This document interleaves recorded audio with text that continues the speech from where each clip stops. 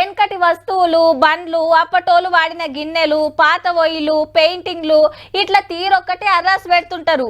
ఇలువైనవి కాబట్టి చాలా మందే పోటీలు పడతారు కొనటానికి.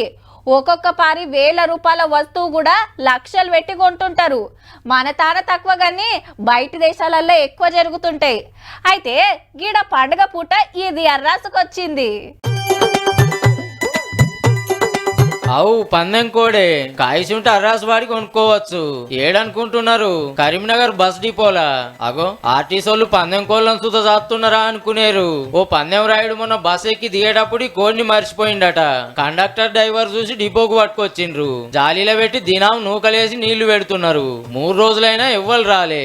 ఆయనతో పందానికి పట్టుకపోతుండని అరెస్ట్ చేస్తారేమో అని బొగులు గిట్ల పడ్డాడేమో. మరి వీళ్ళు ఎన్ని రోజులని చేస్తారు? ముందే సంక్రాంతి పండుగ వస్తుంది. గట్లనే ఎవరైనా షికారు చేస్తే అదో ఓట్టం. అందుకే రేపు మధ్యాహ్నం అర్రాసు పెడుతుర్రు అన్నట్టు. మంచిగా తిని బలిసిందా. 6 కిలోల బరువు ఉంది. పందెం కోళ్ళు అయితే 30-40 వేలు సుత పలుకుతున్నాయి. మరి దీన్ని ఎంత కొంటారో. మంచిగా బూరువీకి హెచ్చం మసాలా గట్టిగేసి కూర వండితే నా సామిరంగా కుమ్ముడు గుమ్మచ్చు. గా భాగ్యం ఎవరికొస్తుందో గాని కోడి పుణ్యాన్ని ఆర్టీసోళ్లకు పుక్కట్లాందాని వస్తుంది పో.